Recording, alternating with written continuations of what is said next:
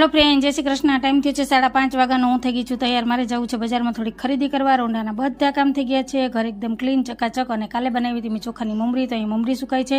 મારી મીઠુડિયા આરામથી સૂતી છે। બચપણ તો આને જ કહેવાય, બિંદાસ, કોઈ ટેન્શન વગર। ધારા ઉઠી ગઈ અને માથું મોટું કરીને તૈયાર કરીને આવી ગઈ લિપ બામ લગાડવા। આ બધું આવડા છોકરાને કોણ શીખવાડે એ જ ખબર નથી પડતી। હવે આપણો તો મેકઅપ કરવાનો વારો ગયો। આ જોઈને ટેન્શન આવી ગયું। પછી હું અને ધારા પહોંચી ગયા દુકાને। ધારાએ દુકાન આવીને થોડાક તોફાન કર્યા, મસ્તી કરી, અને પછી સાહેબ હું ધારા અને નીકળી ગયા બજારમાં જાવ। એટલામાં સાહેબના મિત્ર આવી ગયા, થોડીક વાર વાત કરી, પછી રામપ્યારી લઈને નીકળ્યા બજારમાં। આ છે અમારા ગામની શાક માર્કેટ, અને અત્યારે એટલી ભીડ છે કે એની વાત પૂછોમાં। કીડિયારું ઉભરાણું હોય ને એવું લાગે છે।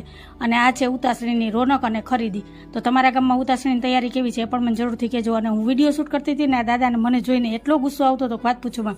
અહીંયા બા અને તારા ઇન્ડોર હિચકે છે ને અમે પહોંચી ગયા ઘરે।